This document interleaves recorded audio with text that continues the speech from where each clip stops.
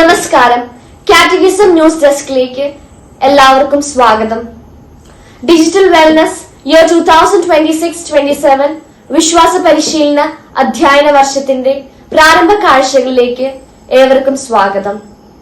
പ്രാരംഭ കാഴ്ചകളുമായി നമ്മോടൊപ്പം ചേരുന്നു അഡ്രിൻ ടെന്നി. സെന്റ് ജോസഫ് ചർച്ച് താണിപ്പുഴ ഇടവകയിലെ കാറ്റഗിസം ഡിപ്പാർട്ട്മെന്റിലെ ഡിജിറ്റൽ വെൽനസ് ഇയറിന്റെ ആരംഭ കാഴ്ചകളിലേക്ക് എല്ലാവർക്കും സുസ്വാഗതം.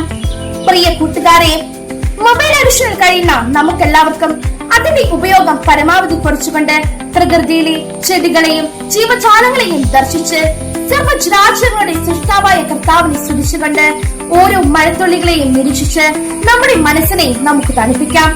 ഡിജിറ്റൽ വെൽനസ് ഇയറിന്റെ പ്രാരംഭ ആക്ടിവിറ്റിയായ ഗാർഡനിംഗ് എന്ന ലോങ് ടേം പ്രൊജക്ടിന് Saint Joseph church Thanipuzha catechism department June 7 Sunday പ്രാരംഭം കുറിക്കുകയുണ്ടായി.